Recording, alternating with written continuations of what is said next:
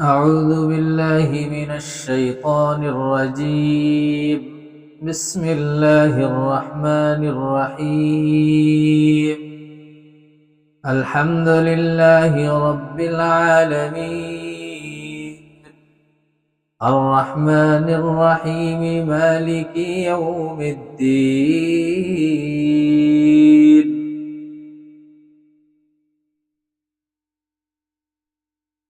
ساری تعریف اللہ ہی کے لائق ہے جو تمام جہانوں کے پالنے والے ہیں، بے حد مہربان اور نہایت رحم کرنے والے ہیں، بدلہ کے دن کے مالک ہیں۔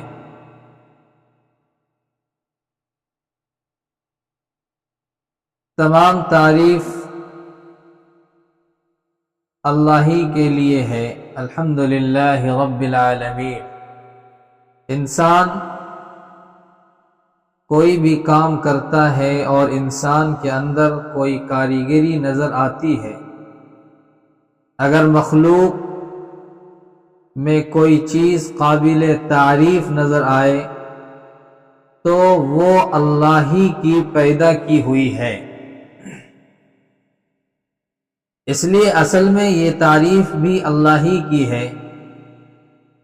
ویسے تو ہر مذہب میں خدا کی تعریف کرنا سکھایا گیا ہے، لیکن چونکہ پیغمبر اسلام صلی اللہ علیہ وسلم کا نامی ہی احمد تھا، جس کے معنی خوب تعریف کرنے والے کے ہیں، اس لیے آپ صلی اللہ علیہ وسلم نے زندگی کے ہر عمل سے اللہ تعالی کی حمد کو جوڑ دیا۔ کھا کر فارغ ہو تو اللہ کی حمد، سو کر اٹھیں تو اللہ کی حمد، استنجا سے فراغت ہو اللہ کی حمد، چھینک آئے اللہ کی حمد، یہاں تک کہ اگر کسی مصیبت میں مبتلا ہو اور مزاج پرسی کی جائے تب بھی کہا جائے الحمدللہ علی کل حال، کہ ہر حال میں اللہ کی حمد کرتا ہو۔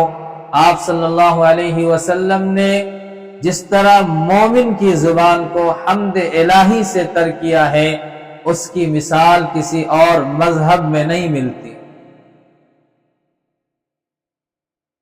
رب العالمین جو تمام جہانوں کے پالنے والے ہیں، تمام جہانوں میں چاند، سورج، زمین، آسمان وغیرہ بھی داخل ہے، اور مختلف مخلوقات، فرشتے، جن، انسان اور حیوانات وغیرہ بھی رب اس ذات کو کہتے ہیں جو درجہ بدرجہ، مرحلہ بمرحلہ کسی چیز کی پرورش کرتا ہو۔ اللہ کو رب العالمین کہہ کر اس طرف اشارہ ہے کہ تمام عالم ہر لمحہ خدا کی ربوبیت کا محتاج ہے۔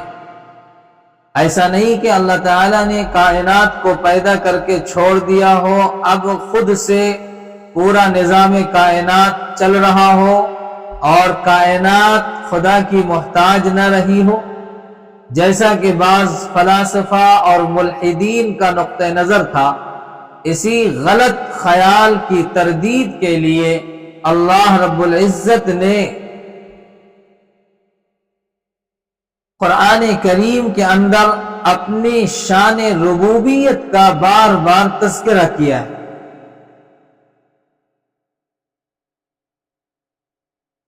الرحمن الرحیم کے تعلق سے بسم اللہ کی تفسیر میں بات آ چکی ہے کہ رحمان کسے کہتے ہیں اور رحیم، دونوں میں کیا فرق ہے۔ مالکی یوم الدین روز جزا کا مالک ہے، بدلے کے دن کا مالک ہے۔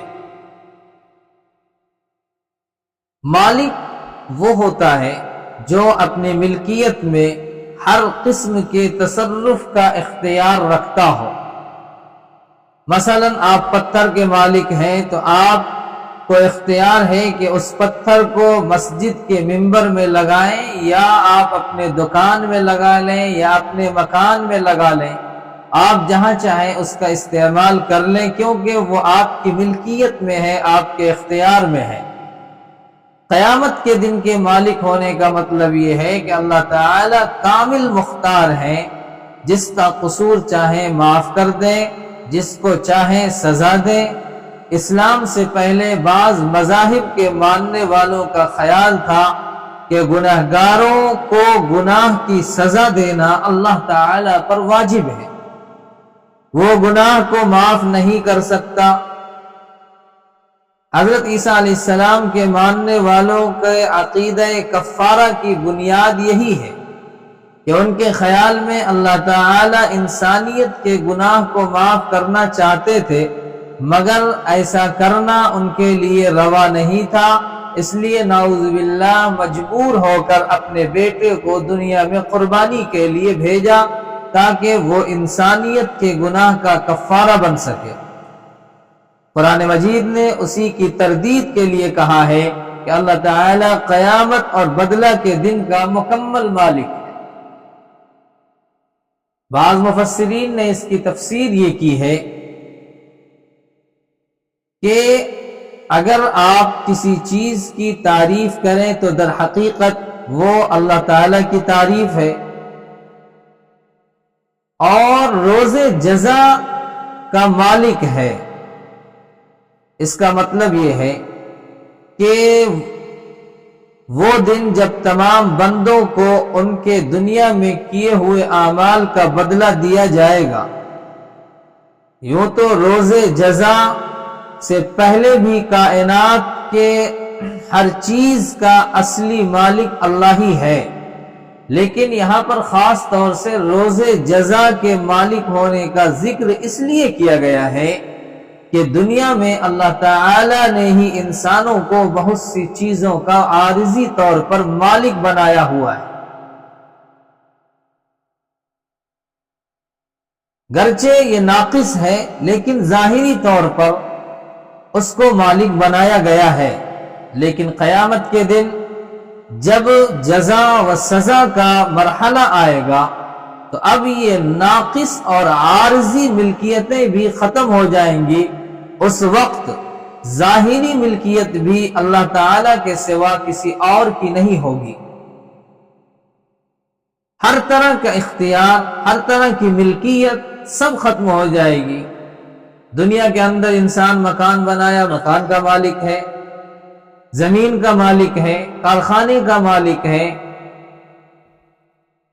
بادشاہ ہے، حکومت کرنے کا مالک ہے۔ یہ ساری چیزیں عارضی ہیں، ناقص طور پر انسان کو ظاہری طور پر یہ چیزیں عطا کی گئی ہیں، لیکن کل قیامت کے دن جب اعمال کا بدلہ دیا جائے گا، اس دن ساری ملکیتیں عارضی ہو، ناقص ہو، جس طرح کی بھی ملکیتیں ہو، یہ ساری ملکیتیں ظاہری طور پر جو دنیا میں عطا کی گئی تھی وہ سب کے سب ختم ہو کر ساری ظاہری ملکیتیں بھی اللہ کے اختیار میں ہوں گی۔ اس دن اللہ کے علاوہ کوئی مالک نہیں ہوگا۔ اس لیے اللہ رب العزت نے یہ خاص طور پر ذکر کیا مالکی یوم الدین کے روز جزا کا مالک ہے۔ تو مالک ہے، علماء مفسرین نے اس کا مطلب یہی بیان کیا کہ کل قیامت کے دن ہر چیز کا مکمل اختیار اللہ تعالیٰ اپنے پاس رکھے گا، کسی دوسرے کو اس میں ذرہ برابر بھی حصہ نہیں ملے گا۔ جیسے دنیا میں عارضی طور پر ملتی ہے، وہ عارضی ملکیت بھی ختم کر دی جائیں گی۔ یہ الحمدللہ رب العالمین الرحمن الرحیم مالکی یوم الدین کی تفسیر تھی۔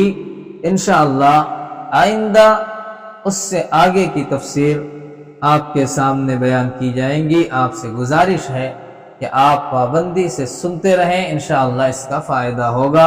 السلام علیکم ورحمۃ اللہ وبرکاتہ۔